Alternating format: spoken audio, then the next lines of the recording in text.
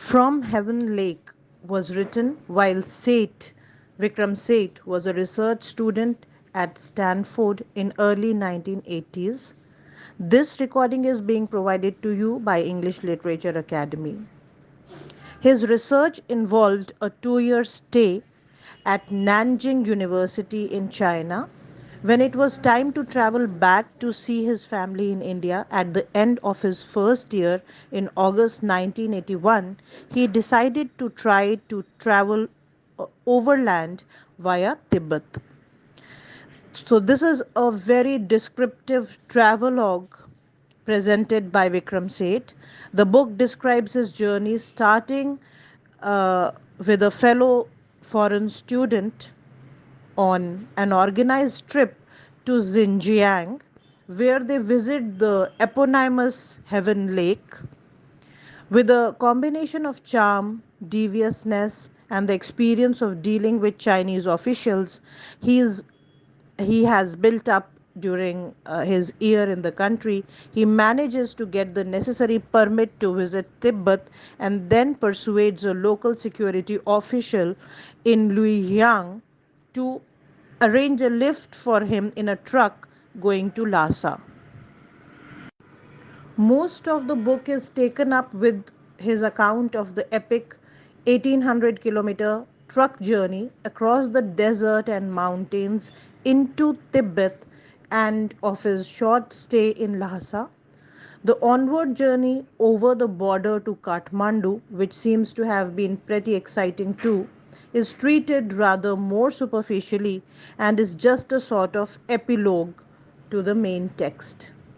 Seth is interested in the places and their landscape and culture, but his first concern and the bulk of his descriptive effort is always with the people he meets on his journey. Like a skilled writer, he has the gift of turning random encounters into fully developed portraits that could be characters in a novel. It tells you about the temples in Lhasa, but it is definitely worth it for its account of Sui, the truck driver, the Tibetan Norbu whose family suffered during the Cultural Revolution, Mr. Ho of the Lhasa Foreign Affairs Department, and all the rest of the many characters we are introduced to. And through them, of course, we get an idea of what life in China in 1981 was really like. Obviously, a lot of that is down to Seth's knowledge of the Chinese language, his patience as a listener, and his ability to charm people into telling him about themselves.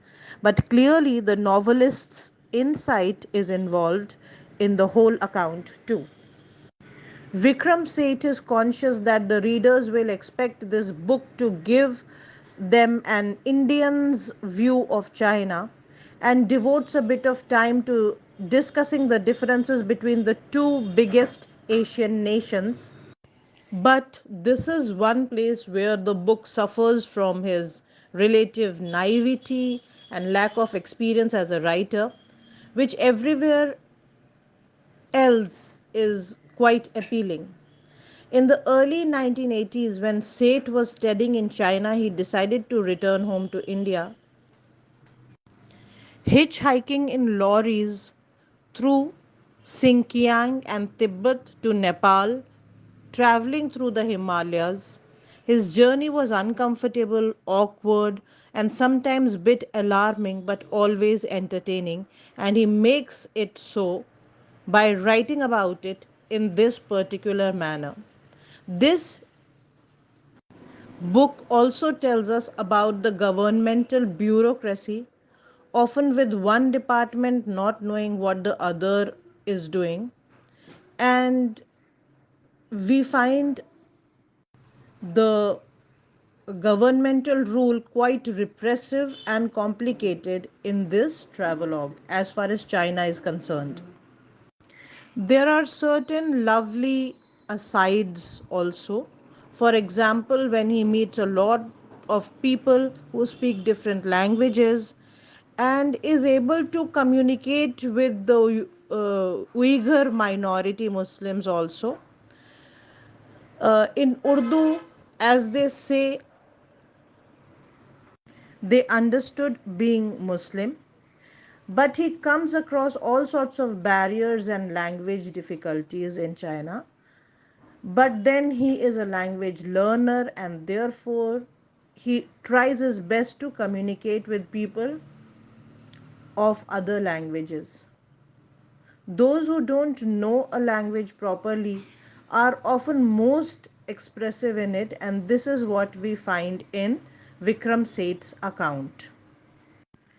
Today, travel writing is a marginalized genre and quite neglected one, but here we find that Seth has described uh, or written this travelogue through various perspectives.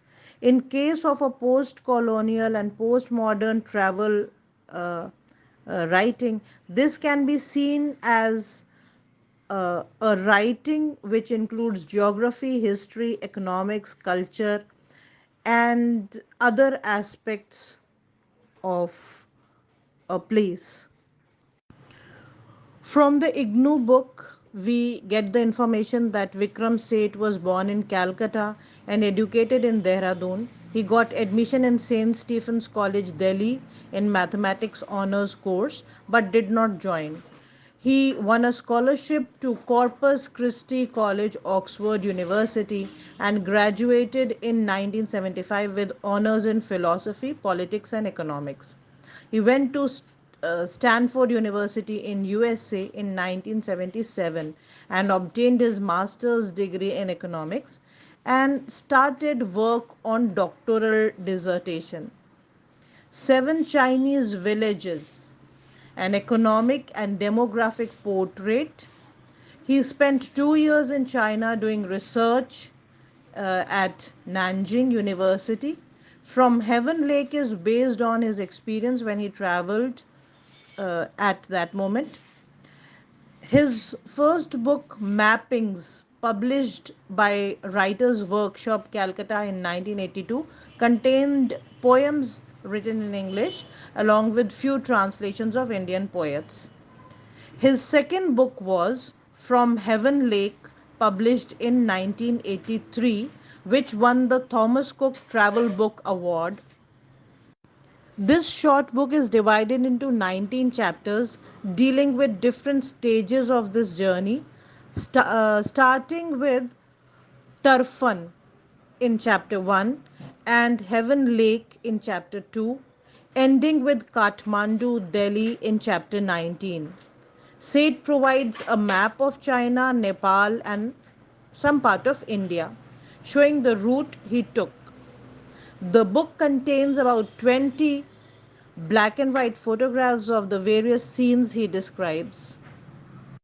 From Heaven Lake is written in simple, realistic manner. There is no attempt to follow anything but a simple chronological narrative, and he does not combine narrative with philosophical musings. Seth has used short sentences and common words, unlike Niradsi Chaudhary, who always looks for Latinate adjectives as are used in the complicated, archaic works of the British writers. Seth does not use any foreign words or quotations, and an educated reader can read his account without the help of a dictionary. That does not mean that his vocabulary is limited. He has used various words that are commonly used, and he has used them concisely and precisely to describe the terrain.